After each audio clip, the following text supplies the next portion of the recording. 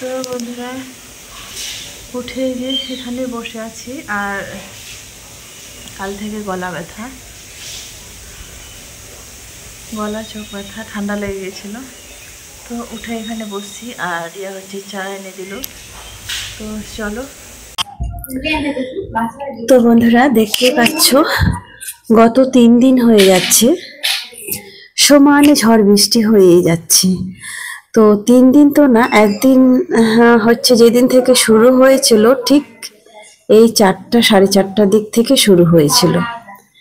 তারপরে কিন্তু আজ থেকে হয়ে গেল গত 3 দিন, কিন্তু কোনো কিছুতেই বৃষ্টি থামছে না। আর আমরা তো সবার উপরে আছি, আমার থেকে উপরে আর কেউ নেই, কিন্তু যে কোনো জিনিসের জন্য নামতে হলে আনতে হলে নিচে যেতে হয়। তো বাচ্চাগুলো এই বৃষ্টির জন্য যেতেও চায় না, আর মনে মনে ভাবি সব কিছু একসঙ্গে নিয়ে আসবো। তো দেখো এখানে জানালাটার কাছে চাটা রেখেছি, এত হাওয়া দিচ্ছে তোমরা হয়তো বুঝতে পারছো না, মনে হয় চাটাও উড়ে যাবে। তো এই গলা ব্যথার জন্য আর ঠান্ডা লাগার জন্য সমানে গত 3 দিন ধরে চা খেয়েই যাচ্ছি। আসলে চা কি জিনিস আগে বুঝতামই না। হ্যাঁ, তবে চিনি দেইনি, সামান্য মাত্র দিয়েছি কয়েকটা দানা, আর আদা আর গোলমরিচ দিয়ে তারপরে লাল চা। তো যেন গলাটা যেন একটু ব্যথাটা কমে আর কি। তো সেই জন্যই এই জানলাটার কাছেই এখন বসে থাকাটাই হয়েছে আমার ভরসা আর কি। আর আসলে আমার বাইরে যেহেতু অভ্যাস পড়াতে গিয়ে এটা ওটা করে, তো ঘরের ভেতরে থাকাটা যখন থাকি তখন না সত্যি খুব মানে চাপ হয়ে যায়। এতক্ষণ বাইরে আছি, এবার যদি না পড়াতে যেতে পারি, কাজ বাজ না হলে কি করে খাবো, এরকম আর কি সব ধরনের চিন্তা এসে যেন ঘুরপাক খাচ্ছে মাথায়। কিন্তু কি করব, বৃষ্টিটাও তো নাছরবান্ধা, কিছুতেই আর ছাড়ছে না। আর বাচ্চাগুলোর যদি ওই রকম হয় তাহলে তো ব্যাস বলতে হবে না। ওরা ভাবে যদি 1 সপ্তাহ স্কুল না যেতে হয় তাহলে আমাদের আরোই ভালো হতো। তবে ওদের টিচারগুলা আর কিছুতেই ছাড়ছে না, ঝড় হোক বৃষ্টি হোক, পড়ানোর ঠিক সময় কিন্তু ওরা এসে হাজির। কিন্তু আমি এই জন্যই যাইনি যে যেহেতু বাইরে ঠান্ডা আর হাওয়া একসঙ্গে সব কিছুই, তো ভিজতে কিন্তু আমাকে হবেই। তারপরে আমার শরীর খারাপ, তো ভাবলাম একটুর জন্য আর রোগ বাড়াবো না, কটা দিন ঘরেই থাকি, আগে বৃষ্টিটা ছাড়ুক। 2 দিন তো মোটামুটি হয়ে গেল, এবার দেখি আর কদিন থাকতে হয়।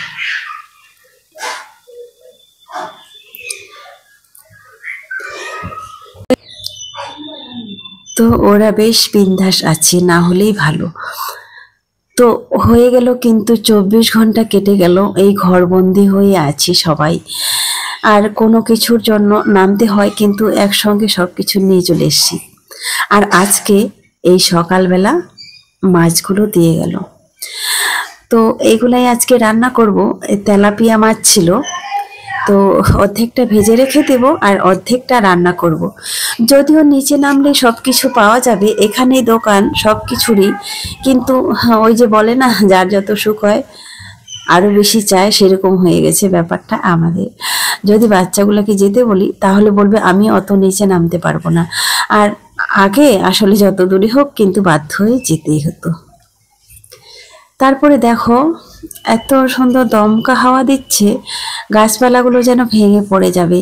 আসলে অতটা ক্যামেরায় বোঝাচ্ছে না, কিন্তু ঝড় বৃষ্টিটা ভালোই হচ্ছে। এদিকে রান্নাটাও করে নিচ্ছি, একবেলায় রান্না করব, ভাবছি একবেলায় ভাত খাবো, যেহেতু আমার ঠান্ডা লাগা আর মনে হয় বুকে কফ বসে গেছে। দুপুর বেলাটাই ভাত খাবো, রাত্রেবেলায় ওই লাল চা আর মুড়ি খাবো। সকালে কিন্তু ওই চা খেয়েছি। তো চলো। তো সমস্যা হচ্ছে আমার কি বলো তো, হ্যাঁ, যদি আমার ইউটিউব থেকেই চলে যেত তো তাহলে তো আমাকে পড়াতে যেতে হতো না। কারণ অন্যান্যরা যেভাবে মাসে মাসে প্রতি মাসে মাসে পেমেন্ট পায়, কিন্তু বন্ধুরা আমি কিন্তু তাদের থেকে আলাদা একজন। কারণ আমার ভিউজ দেখে তোমরা বুঝতেই পারো যে আমি প্রতি মাসে মাসে ইনকাম করতে পারি না, আর্নিং আমার হয় না। যদি হতো, আমি অনেক সময় মনে মনে ভাবি যে ঝড় হোক, বৃষ্টি হোক, রোদ হোক, বাতাস হোক, যাই হোক, কিন্তু আমার যেটা কাজ আমাকে করতেই হবে, পড়াতে আমাকে যেতেই হবে, তাও আবার লোকের ঘরে ঘরে। তো ভাবি যদি সত্যি আমি যদি প্রতি মাসে মাসে পেমেন্ট পেতাম, তাহলে পড়াটা বন্ধ করে দিতাম, ইউটিউব নিয়ে পড়ে থাকতাম, হয়তো আরও একটা চ্যানেল চালাতাম, আরও অন্য অন্য কিছু হয় এই সোশ্যাল মিডিয়াতেই করতাম।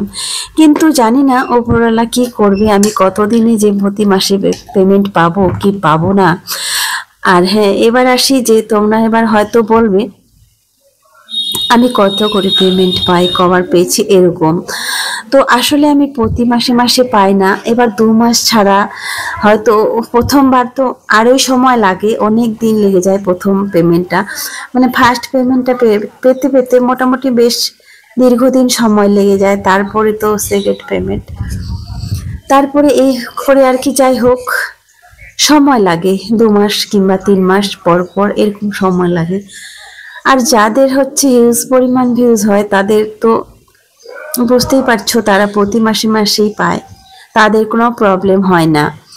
এবার ঘরে বসে থাকি, কারণ ইউটিউব তো যদি হয়তো আমরা না বের হতে পারলাম, তাহলে ঘরের মধ্যেই ব্লগটা হয়ে গেল, যেহেতু আমরা যারা ব্লগিং করি। আজকে শাকটা খুব সুন্দরভাবে একটু বেশিক্ষণ ধরে সেদ্ধ করেছি, এই কদিন ধরে শাকটা সেদ্ধ হচ্ছিল না। রিয়া রান্না করছিল, কখনো আমি, যাই হোক সময় নিয়ে এক কথায় রান্নাটা করা হয়নি, কারণ আমি তো তাড়াহুড়ো করে রান্না করে বেরিয়ে পড়ি কাজের জন্য। আজকে যেহেতু ঘরেই আছি, ভাবলাম একটু বেশ সময় নিয়ে রান্নাটা করব, তো ওই জন্য একটু বেশি করে সেদ্ধ করেছি। রাতে যেহেতু ওরা খায়নি, ওদেরকে খাওয়ার জন্য আর ডাকতে হয় না, নিজে থেকে এসে বসে যায়।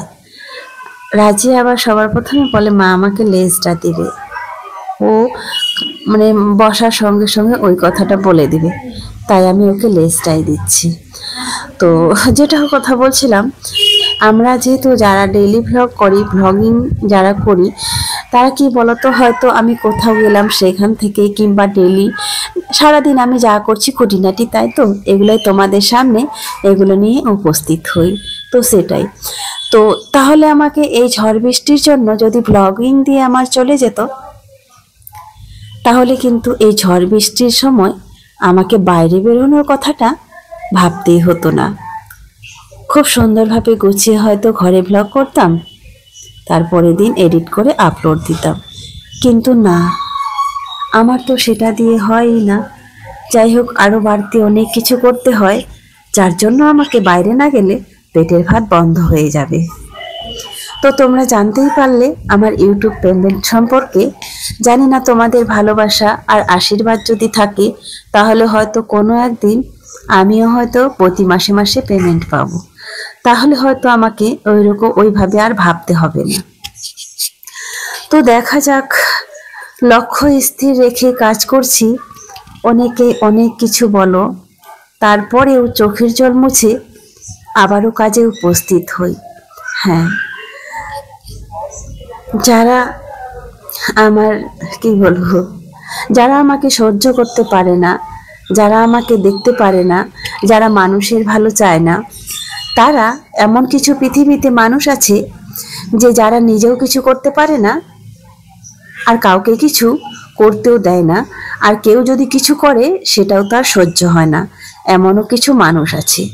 তো এইভাবে মানুষকে নিচে নামানোর জন্য প্রাণপণ তারা চেষ্টা করে, যে ওই প্ল্যাটফর্ম থেকে তাকে আমি কিভাবে নামাবো, মেন্টালি আঘাত কিংবা আরও অন্যান্য কিছু যত রকমের তাদের চেষ্টা প্রচেষ্টা আছে চালিয়ে যায়।